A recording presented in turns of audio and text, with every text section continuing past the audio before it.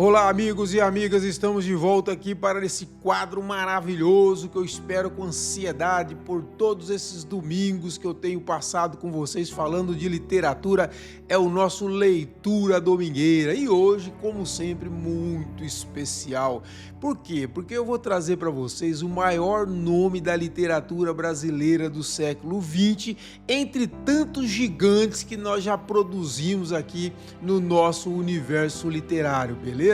Estou falando dele, do grande João Guimarães Rosa. Para mim, o Guimarães Rosa, ele é um dos maiores escritores realmente do país, o maior nome do século XX. Se Dom Casmurro foi, para mim no caso, o maior romance do século XIX, do século XX, eu não tenho dúvida, o maior romance foi Grande Sertão Veredas. Olha, um dos livros mais espetaculares de toda a minha vida. E olha, você se emociona, é um livro maravilhoso, com toda linguagem, neologismo, vamos dizer, que ele criou, a linguagem própria que ele criou, ele te convence. Pensa você falar de um tema tão delicado como ele falou, em pleno século XX, meados do século XX, pensa como que foi a repercussão. E assim, uma narrativa maravilhosa, um enredo maravilhoso, perfeito. Então assim, Dom Casmurro para mim no século XIX e Grande Sertão Veredas no século XX. Mas vamos primeiro conhecer o nosso autor, João Guimarães Rosa. Aí está ele, o nosso grande João Guimarães Rosa, que nasceu em 1908, faleceu em 1967, dias depois, uns 2, 3 dias depois de ter tomado posse na Academia Brasileira de Letras, né? Um fato bastante interessante. Foi um dos maiores escritores da literatura brasileira, além de ter atuado como médico e diplomata ao longo da vida. Nascido em Codesburgo, Minas Gerais, ele revolucionou a língua portuguesa com o uso de neologismos, criação de novas palavras, arcaísmos e uma fusão única entre a fala popular do sertão mineiro e uma profunda erudição filosófica, né? Sua obra integra a terceira fase do modernismo, a geração de 45, e transformou o regionalismo em uma discussão universal sobre a existência humana, o bem e o mal e o destino, né? Vamos lá, aqui, principais obras, como eu falei para vocês: Grande Sertão Veredas, de 1956, seu único romance, é obra-prima, narrado pelo ex-jagunço Riobaldo. O livro discute o amor por Diadorim e o pacto com o demônio no cenário do sertão. Sagarana, de 1946, livro de estreia que reúne contos clássicos como Burrinho Pedrez e A Hora e a Vez de Augusto Matraga. E também Primeiras Histórias, 1962, coletânea de contos curtos que inclui o célebre, esse que nós vamos ler hoje, A Terceira Margem do Rio. E Corpo de Baile, de 1956, conjunto de novelas publicado originalmente em 2 volumes, aprofundando a geografia humana do sertão. Bom, vamos então agora conhecer o conto de hoje. O conto de hoje é A Terceira Margem do Rio, publicado em 1962, no livro Primeiras Histórias, como nós vimos agora há pouco, e é um dos contos mais célebres e enigmáticos da literatura brasileira.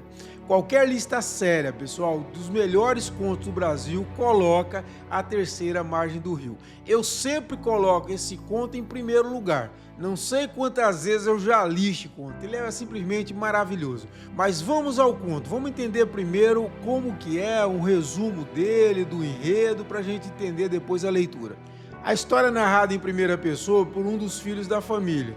Vamos entender. Certo dia, um homem de família comum, cumpridor de suas obrigações, encomenda uma piroga. O que é uma piroga? Uma pequena canoa de madeira firme, né?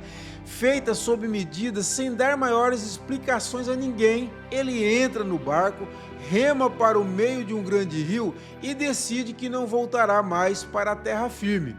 O pai esse aí, que é o pai do narrador, ele passa dias e os anos flutuando no rio, sem nunca pisar nas margens e sem conversar com ninguém. A família tenta entender, pede para ele voltar, mas não obtém resposta. Com o tempo, o filho narrador assume a responsabilidade de alimentá-lo secretamente, deixando rapadura, pão e frutas na beira da água, que o pai recolhe quando ninguém está olhando. Os anos passam, a irmã se casa e vai embora, o irmão se muda para a cidade e a mãe envelhece e decide partir. Apenas o narrador permanece ligado àquela presença distante e silenciosa. O pai envelhece visivelmente no rio, enfrentando o sol, as chuvas e as cheias, parecendo quase parte da natureza. Anos mais tarde, já adulto e sentindo o peso da idade e da culpa, o narrador decide substituir o pai.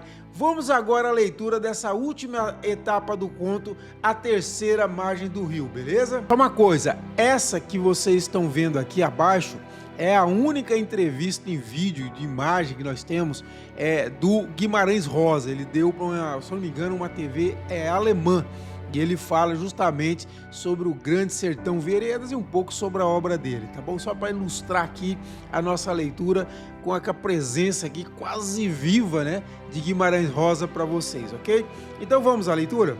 Nem queria saber de nós, não tinha afeto, mas por afeto mesmo, de respeito, sempre que às vezes me louvavam, por causa de algum meu bom procedimento eu falava, foi pai que um dia me ensinou a fazer assim. O que não era certo, exato, mas que era mentira, por verdade. Sendo que, se ele não se lembrava mais, nem queria saber da gente, por que então não subia ou descia o rio para outras paragens, longe, no não encontrável? Só ele soubesse. Mas minha irmã teve menino, ela mesma entestou que queria mostrar para ele o neto. Viemos todos no barranco. Foi num dia bonito, minha irmã, de vestido branco, que tinha sido do casamento, ela erguia nos braços a criancinha, o marido dela segurou para defender os dois o guarda-sol.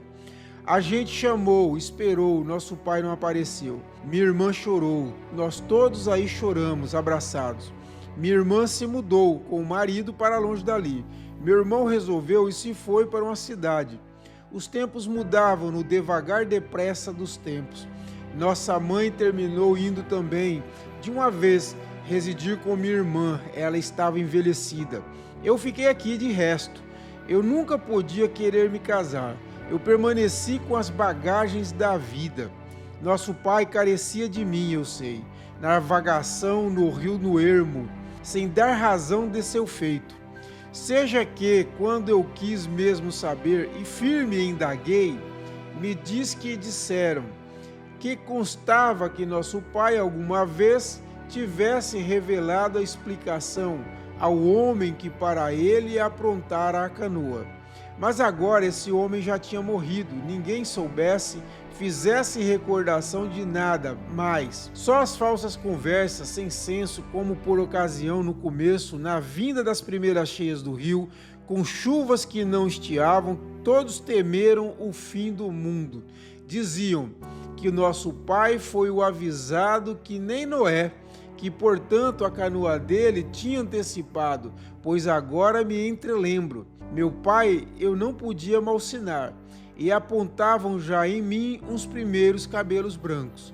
Sou homem de tristes palavras. De que era que eu tinha tanta culpa, se o meu pai, sempre fazendo ausência, e o rio, pondo perpétuo, eu sofria já o começo de velhice. Esta vida era só o demoramento. Eu mesmo tinha achaques, ânsias, cá de baixo, cansaços, perrenguice de reumatismo. E ele, por quê? Devia de padecer demais, de tão idoso não ia, mas dia menos dia fraquejar do vigor, deixar que a canoa emborcasse ou que bubuiasse sem pulso na levada do rio para se despenhar horas abaixo, em Tororoma e no tombo da cachoeira brava, com fervimento e morte. Apertava o coração. Ele estava lá, sem a minha tranquilidade. Sou culpado do que nem sei.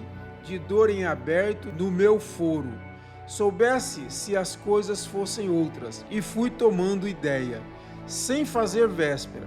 Sou doido? Não. Na nossa casa a palavra doido não se falava, nunca mais se falou. Os anos todos não se condenava ninguém de doido. Ninguém é doido, ou então todos.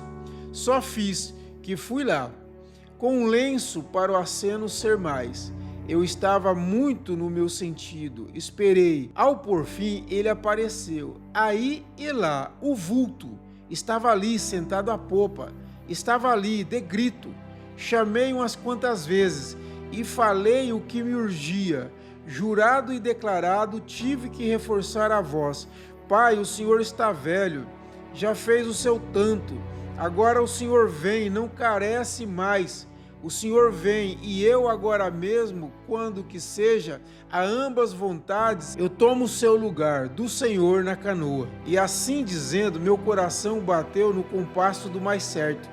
Ele me escutou, ficou em pé, manejou o remo na água, proava para cá concordado, e eu tremi, profundo, de repente, porque antes ele tinha levantado o braço e feito um saudar de gesto, o primeiro depois de tamanhos anos decorridos. Eu não podia, por pavor, arrepiados os cabelos, corri, fugi, me tirei de lá num procedimento desatinado, porquanto que ele me pareceu vir da parte de além, e estou pedindo um perdão. Sofri o grave frio dos medos, adoeci. Sei que ninguém soube mais dele. Sou homem depois desse falimento? Sou o que não foi, o que vai ficar calado. Sei que agora é tarde e temo abreviar com a vida nos rasos do mundo. Mas então, ao menos, que no artigo da morte peguem em mim e me depositem também numa canoinha de nada, nessa água que não para, de longas beiras, e eu rio abaixo, rio afora, rio adentro, o rio. Que maravilha, né? Não é uma leitura assim tão simples, tão linear, né? Uma leitura com neologismos, com uso da linguagem popular do mineiro do interior. Então não é uma leitura tão linear, tão comum, mas é simplesmente maravilhoso. João Guimarães Rosa é simplesmente divino. Vale a leitura de João Guimarães Rosa, gente. Olha, pensa uma leitura que você vai se emocionar, que vai falar fundo na sua alma, tá bom? Leiam João Guimarães Rosa, o maior escritor brasileiro do século XX. Bom domingo a todos e todas.